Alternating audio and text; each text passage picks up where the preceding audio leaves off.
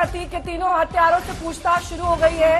ये इन तीनों हत्यारों की तस्वीर है। ये वारदात के वक्त की तस्वीर आप देख रहे हैं। तीनों शूटर्स इस वक्त पुलिस रिमांड पर हैं। 4 दिन की पुलिस रिमांड सीजेएम कोर्ट ने कल दी थी और उसके बाद लवलेश ने खुद को कट्टर हिंदूवादी बताया है। अतीक अशरफ के हत्यारों से पूछताछ में बड़ा खुलासा हुआ है और पहले जो उन्होंने स्टेटमेंट दिया था कि पैसा कमाने के लिए मारा है, मेरा कोई आका नहीं, मैं खुद ही डॉन हूं, यानी कि बड़ा डॉन बनने की फिराक में इन तीनों ने इस हत्या को अंजाम दिया और इसी स्टेटमेंट पर वो अब भी कायम है। तीनों हत्यारों से, तीनों आरोपियों से अलग अलग सवाल पूछे गए।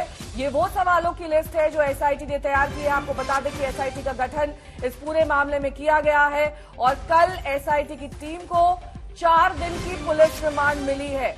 लवलेश, सनी, अरुण पैसा कमाने के लिए मारा है, ये अरुण मौर्य ने, लवलेश तिवारी और साथ ही तीसरा शूटर सनी सिंह, इन तीनों ने कबूला है। इन तीनों से अलग अलग पूछताछ हुई है, लेकिन ये तीनों अलग अलग शहर से आते हैं और इस पूरी घटना को अंजाम देते हैं। ये पूरी साजिश रचते हैं।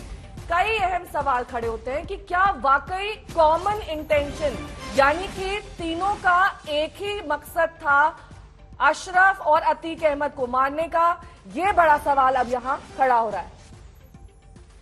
संतोष शर्मा मेरे सहयोगी इस वक्त तमाम जानकारी के साथ जुड़ गए हैं। संतोष, अब ये बड़ी बात जो निकलकर सामने आ रही है वो ये कि वही स्टेटमेंट जो शुरुआती पूछताछ में इन तीनों ने दिया था उसी पर ये कायम है। इस स्टेटमेंट में कोई बदलाव नहीं है। उन्होंने कहा है कि मैं बड़ा डॉन, बड़ा आदमी बनना चाहता था और यही मकसद है कि उन्होंने अतीक और अशरफ को मार दिया। देखिए, बिल्कुल शुरुआत में इनसे पूछताछ के दौरान जो लगा कि ये शायद इतने बड़े अपराधी नहीं हैं, जो साइकोलॉजिकल पुलिस जब इंट्रोगेशन करेगी तो इनके जवाब में ये टूटेंगे नहीं। लेकिन कल जो शुरुआती 8 घंटे की जो पूछताछ हुई, उस 8 घंटे की पूछताछ में ये अपनी थ्योरी पर ही कायम रहे। सनी सिंह का कहना था कि मैं बड़ा माफिया बनना चाहता हूं, मेरा कोई आका नहीं है। लवलेश तिवारी अपने आप को फेमस करना चाहता था। तो वहीं दूसरी तरफ जो अरुण मौर्य है, उसने बताया कि वो पानीपत में किसी दोस्त से मिला था, उसको वहां से पिस्टल मिली। तो यानी कि जो थ्योरी ये पहले से दे रहे थे उसी थ्योरी पर कायम है। हालांकि पुलिस ने बहुत कोशिश की, इनसे जो पूछताछ की शुरुआत हुई, इनके परिवार के बारे में, इनके बारे में कि कहां पर कितनी पढ़ाई लिखाई की, कहां पर रहते हो, इसके साथ ही इनके मनोविज्ञान यानी साइकोलॉजी इनको समझने की कोशिश की। लेकिन 8 घंटे की पूछताछ में अगर रिजल्ट देखें तो यही है कि पुलिस को अभी कोई ऐसी अहम जानकारी हाथ नहीं लगी है जिससे कहा जाए कि ये पता चल सके कि अतीक और अशरफ की हत्या के पीछे ये तीनों एक साथ कैसे आए, इनके पीछे का असली मास्टरमाइंड कौन है, वो महंगे हथियार कहां से इन्होंने जुटाए, इसके बारे में कोई जानकारी दी है इन्होंने पूछताछ में?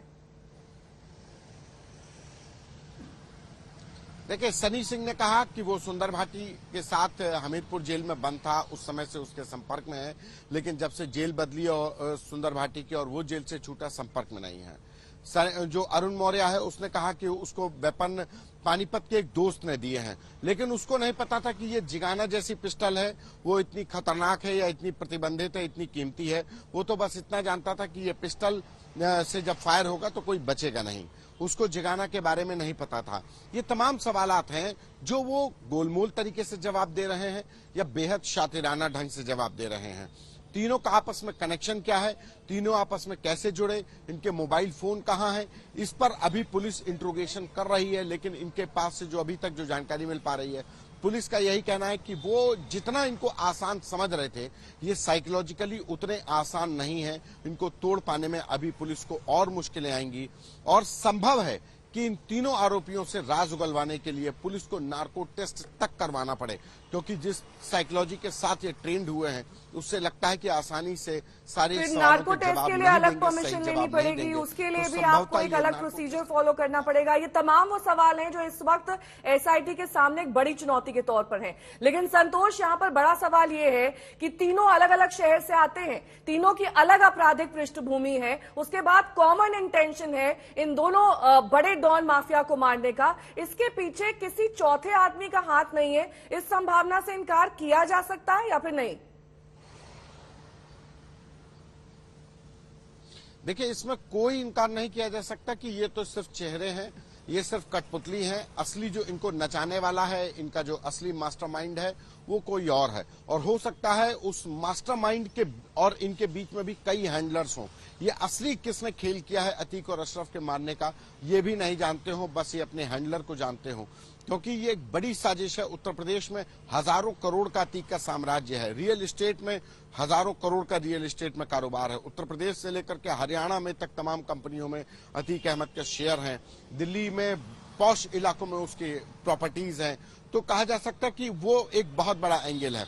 इसके साथ ही जो पॉलिटिकल राइवलरी है, जो तमाम ऐसे लोगों को वो राज जानता था, इसके साथ ही वो जिस तरीके से अपने आप को इस्टेब्लिश करने की कोशिश कर रहा था तमाम नेताओं के साथ, तमाम दलों के साथ, तो ये हर डायमेंशन पर पुलिस इन्वेस्टिगेट कर रही है। लेकिन इतना जरूर है कि ये तीनों शूटर तो सिर्फ चेहरे हैं। ठीक है, बहुत बहुत शुक्रिया तमाम जानकारी के लिए आपका।